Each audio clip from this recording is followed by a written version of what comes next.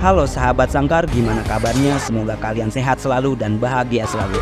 Kali ini tim Sangka Karya akan membahas sebuah film yang sangat beradrenalin yang membuat kalian ingin turun ke jalan untuk membantai semua begal yang meresahkan warga dan pos kamling. Film ini berjudul Nobody yang rilis pada 2 tahun lalu, tepatnya 2021, dan film ini mendapatkan rating 7,4 pada IMD. Bagaimana keseruannya? Kita langsung saja ke filmnya. Perkenalkan tokoh utama kita, beliau adalah Hans Mansell atau kita sebut saja Hans.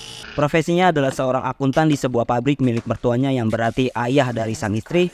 Kegiatannya cukup monoton, begitu-begitu saja setiap hari, pagi buang sampah, lalu pergi bekerja, terus pulang, itu yang dilakukan setiap hari. Seperti saya yang kerjanya hanya ngopi aja setiap hari. Pada malam hari ketika Hans sedang tertidur, ada 2 orang perampok masuk ke dalam rumah Hans. Namun anehnya ketika si kakak berhasil menangkap salah satu seorang perampok, namun Hans malah meminta si kakak melepaskan perampok tersebut. Dari kejadian tersebut membuat si kakak marah yang seharusnya seorang ayah membantu menangkap perampok tersebut. Namun malah Hans memintanya untuk melepaskan dan membiarkan perampok tersebut pergi.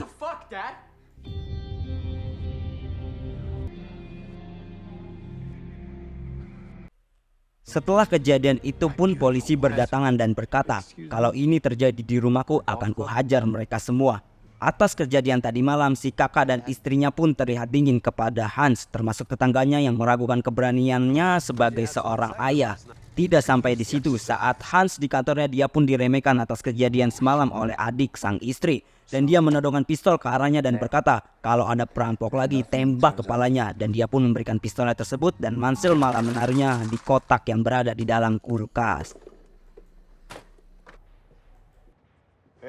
Diketahui pula bahwa Hans ingin membeli pabrik milik mertuanya itu, namun karena harganya belum menemui titik terang, jadi di antara mereka belum menemui kata mufakat. Saat di dalam ruangannya ternyata Hans memiliki radio rahasia dan tak berselang lama radio itu pun berbunyi. Yang ternyata radio itu terhubung ke seseorang yang belum diketahui siapa dia dan mereka berbicara layaknya teman lama. Di sini saat pertama kali menonton saya bertanya-tanya, siapa sih bapak-bapak komplek ini? Dan disinilah terungkap mengapa Hans tidak melawan saat dirampok. Ternyata perampok itu bukanlah perampok sungguhan. Hal itu diketahui saat perampok itu hanya mengambil uang recehan saja. Dan yang lebih epik lagi adalah Hans dapat melihat dengan jeli bahwa pistol yang digunakan perampok itu kosong, tidak ada pelurunya. Dan kalaupun mereka benar-benar ingin merampok, pasti mereka akan mengambil lebih banyak harta dari keluarganya. Dan itulah mengapa Mansell tidak melakukan perlawanan. Jir, analisa keren cok. Siapa sih Hans Mansell ini? Kok dia bisa tahu sampai sedetail itu? Anjay. Setelah itu Hans pun mendatangi ayahnya yang berada di panti jompo. Setelah itu Hans pun pulang dan mendapatkan aduan dari si bontot bahwa kalung kucingnya hilang yang pasti telah dibawa oleh perampok tadi malam. Seketika kemarahan Hans Mansell pun memuncak dan segera mengambil senjata yang dibutuhkan.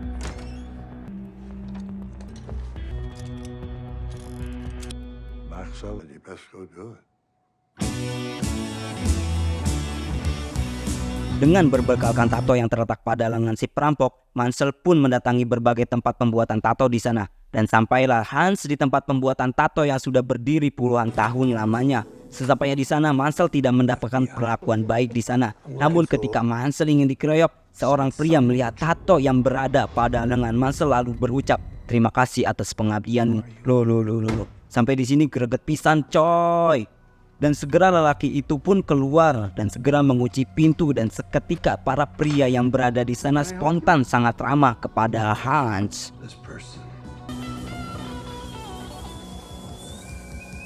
Setelah mendapatkan identitas si perampok, segera Hans menuju ke kediaman si perampok dan setelah sampai di sana Hans menghajar pria tersebut dan menanyakan di mana gelang kucing milik anaknya. Dan karena gelangnya tidak ada, Hans pun ingin menembak pria tersebut. Namun aksinya terhenti karena pria itu dan istrinya memiliki seorang bayi yang masih sangat kecil. Dan akhirnya Hans pun melampiaskan hasratnya dengan memukul-mukul sebuah dinding. Setelah itu terlihat Hans sedang berada di sebuah bis. Tak berselang lama bis itu dihadang dan ditaiki oleh segerombolan pria bergajelan. Seketika Hans pun memperlihatkan senyuman seorang psikopat. dan Hans pun meminta supir bis untuk turun. Ini nih akhirnya Marcel dapat melampiaskan hasratnya yang belum tersalurkan tadi. Seketika, bentar motor.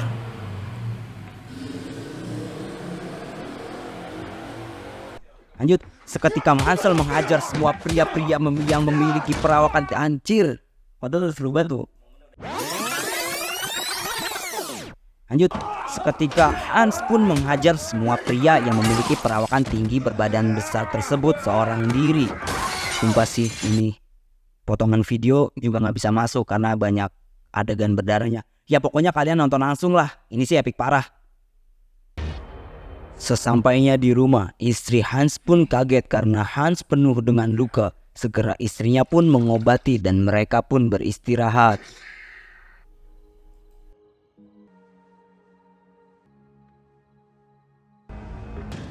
Di sisi lain kita diperlihatkan seorang pria yang sedang berjoget, ya dia bernama Julian. Beliau ini adalah mafia Rusia yang memiliki usaha tempat klub, diskotik, dan tempat penyimpanan uang bagi para investor di negaranya.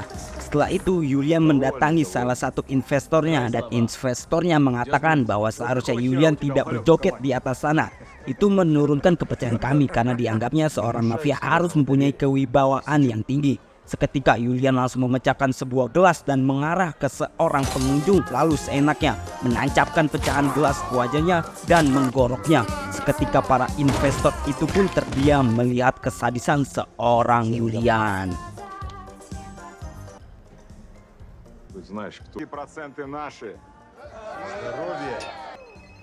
Setelah itu Julian mendapatkan sebuah telepon yang ternyata salah satu dari anak berandalan yang dihajar oleh Hans adalah adik dari Julian. Seketika itu Julian marah besar dan menanyakan satu persatu teman adiknya, dan beruntung bagi Julian, salah satu teman adiknya mendapatkan kartu identitas dari Hans. Pagi harinya ketika Hans dan keluarganya sedang menyiapkan sarapan, terdapat telepon dari teman Hans yang sempat mengobrol lewat radio. Dia mengatakan bahwa ada salah satu pria yang dihajarnya terdapat adik dari seorang mafia bernama Julian yang tidak satu orang pun mau berurusan dengannya. Namun Hans Marcel tidak terlihat gemetar ataupun ketakutan. Ketika berada di kantor, Hans mendapatkan pesan dari temannya untuk segera pergi ke sebuah tukang cukur untuk mendapatkan informasi tentang Julian. Sampainya di sana terdapat seorang pria yang sedang dicukur dan pria itu pun dikawal ketat. Yang kemungkinan beliau ini adalah klien dari Hans saat dulu kala. Dan Hans pun mendapatkan dokumen berupa informasi-informasi terkait Julian berkat pria tersebut. Di sisi lain, Julian meminta staf-stafnya untuk mencari informasi melalui kartu kredit yang didapatnya. Ketika mendapatkan informasi-informasi yang dibutuhkan, stafnya pun sangat terkejut melihat data-data yang muncul. Di sana sangat terlihat Hans Marcel sangat sadis membunuh orang-orang yang menjadi targetnya. Lalu seketika stafnya pun keluar dari pekerjaannya karena tidak mau ikut campur berurusan dengan Hans Marcel. Gigi cok, ternyata sadis itu si Hans Marcel. Ketika Hans sedang ingin makan malam bersama keluarganya, pasukan dari Julian berdatangan. Segera Hans meminta anak dan istrinya untuk pergi ke ruang bawah tanah yang membuatnya kebingungan. Ada apa ini? Dan ternyata terdapat ruangan khusus yang istrinya pun sendiri tidak mengetahui hal itu dan memintanya jangan hubungi 911. Ketika para pasukan Julian ingin masuk, segera Hans mematikan seluruh daya listrik yang berada di rumahnya. Setelah itu terjadilah pertarungan solo versus squad antara Hans dengan para pasukan Julian.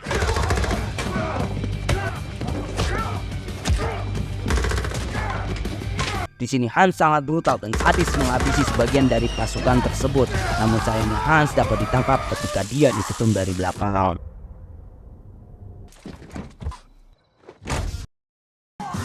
Namun ketika sedang dalam perjalanan, Hans dapat melepaskan dengan mudah borgol yang mengikat tangannya. Seketika Hans kembali menyerang mereka dan menyebabkan mobilnya terbalik dan para pasukan Julian pun tewas.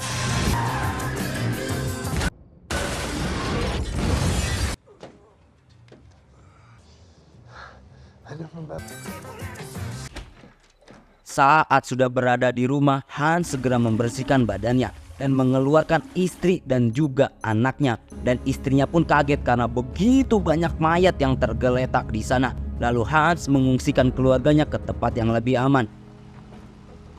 Saat sedang berada di ruang bawah tanah, Hans menceritakan masa lalunya di depan anak buah Julian yang terluka. Yang di sini terkuak bahwa Hans adalah seorang agen yang terorganisir yang suatu ketika mendapatkan misi membunuh seorang yang mencuri uang sebesar 3 juta dolar dari angkatan militer. Namun pria tersebut memohon kepada Hans untuk tidak membunuhnya dan berjanji akan menjadi lebih baik. Setelah setahun berlalu, Hans mendatangi rumah pria tersebut dan sudah memiliki sebuah keluarga yang harmonis. Yang dalam hal inilah yang membuat Hans pensiun dari pekerjaannya sebagai agen dan memilih sebagai bapak-bapak komplek biasa. Namun semuanya berubah ketika mereka memulai mengganggu keluarga Hans.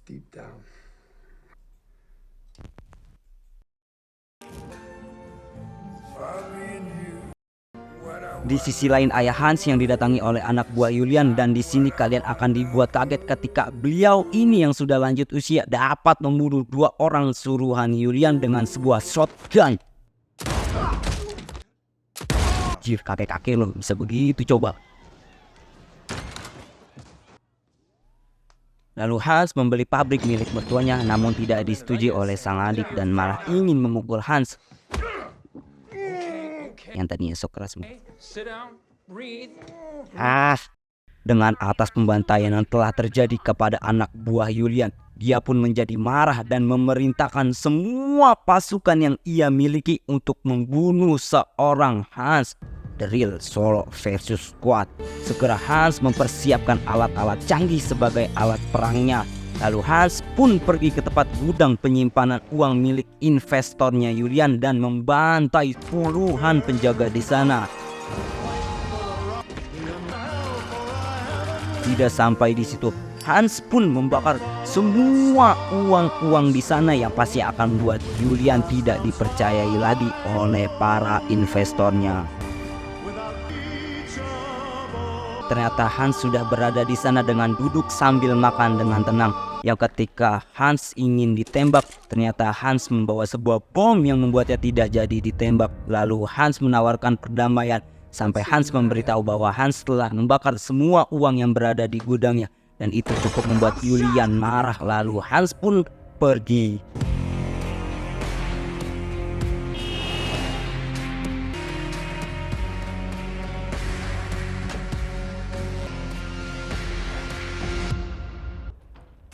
Bukan mafia namanya kalau tidak membunuh yang telah menghancurkan usahanya. Ya, Julian pun mengejar Hans dan menembaki mobil Hans dengan ratusan peluru yang mengarah ke mobilnya.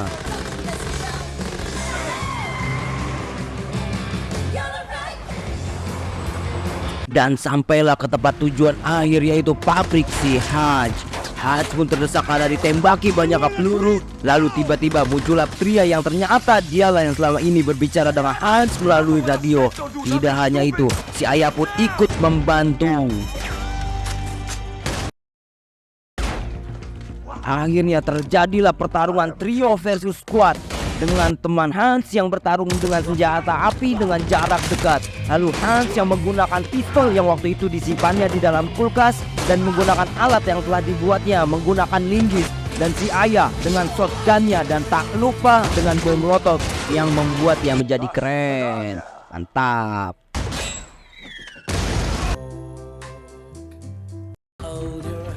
Namun tembakan Julian tepat mengenai sasaran di bahu teman Hans yang membuat kondisi berbalik. Namun Hans tidak kehabisan akal. Dia segera mengambil kaca anti peluru dan menempelkan sebuah bom dan langsung berlari ke arah Julian yang membuatnya mati seketika. Di akhir film diperlihatkan Hans sedang diinterogasi. Yang membuat mereka keheranan adalah bagaimana seorang Hans bisa membantai begitu banyak pasukan Julian dengan sendirian. Dan seketika kedua orang tersebut mendapatkan telepon secara bersamaan yang membuat mereka kehilangan senyumnya.